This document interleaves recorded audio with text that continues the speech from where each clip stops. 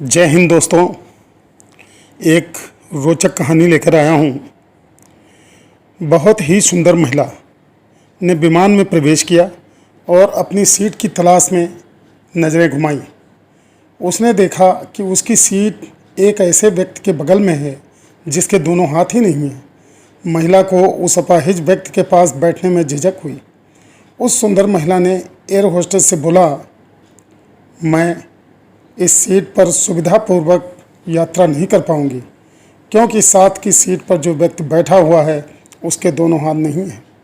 उस सुंदर महिला ने एयर होस्टेस से सीट बदलने हेतु आग्रह किया।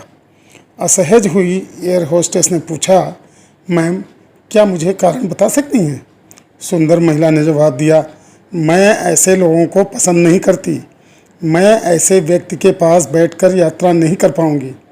दिखने में पढ़ी लिखी और विनम्र प्रतीत होने वाली महिला की ये बात सुनकर एयर होस्टेस अचंभित हो गई। महिला ने एक बार फिर एयर होस्टेस से जोर देकर कहा, मैं उस सीट पर नहीं बैठ सकती, अतः मुझे कोई दूसरी सीट दे दी जाए। एयर होस्टेस ने खाली सीट की तलाश में चारों ओर नज़रें घुमाईं पर कोई सीट खाली नहीं दिखी। एयर होस्टेस ने महिला से कहा कि मैडम, इस इकोनॉमी क्लास में कोई सीट खाली नहीं है, किंतु यात्रियों की सुविधा का ध्यान रखना हमारा दायित्व है, अतः मैं विमान के कप्तान से बात करती हूँ, कृपया तब तक थोड़ा धैर्य रखें। ऐसा कहकर होस्टेस कप्तान से बात करने चली गई।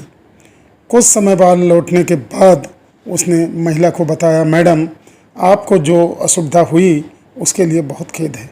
इस पूरे विमान में केवल एक सीट खाली है और वो प्रथम श्रेणी में है। मैंने हमारी टीम से बात की और हमने एक असाधारण निर्णय लिया है। एक यात्री को इकोनॉमी क्लास से प्रथम श्रेणी में भेजने का कार्य हमारी कंपनी के इतिहास में पहली बार हो रहा है। सुंदर महिला अत्यंत प्रसन्न हो गई, किंतु इसके पहले कि वो अपनी प्रतिक्रिया व्यक्त करती और एक शब्द भी बोल पाती, एयर होस्टेस उस अपाहिज और दोनों हाथ विहीन व्यक्ति की ओर बढ़ गई और विनम्रतापूर्वक उनसे पूछा, सर क्या आप प्रथम श्रेणी में जा सकेंगे? क्योंकि हम नहीं चाहते कि आप एक अशिष्ट यात्री के साथ यात्रा करके परेशान हों। ये बात सुनकर सभी यात्रियों ने ताली बजाकर इस निर्णय का स्वागत किया। वह अति सुंदर दिखने वाली महिला तो अब शर्म से नजरें ही नहीं उठा पा रही थी। तब उस अपाहिज व्यक्ति ने खड़े होकर कहा, मैं एक भूतपूर्व सैनिक हूँ और मैंने एक ऑपरेशन के दौरान कश्मीर सीमा पर हुए बम विस्फोट में अपने दोनों हाथ खोए थे।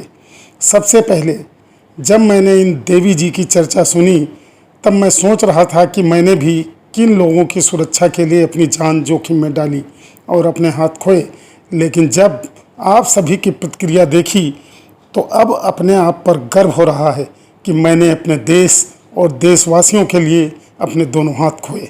और इतना कहकर वो प्रथम श्रेणी में चले गए। सुंदर महिला पूरी तरह से अपमानित होकर सर झुकाए सीट पर बैठ गई। अगर विचारों में उदारता नहीं है तो ऐसी सुंदरता का कोई मूल्य नहीं है। दोस्तों, कहानी कैसी लगी? अगर पसंद आई मेरे चैनल को सब्सक्राइब और लाइक ज़रूर करें।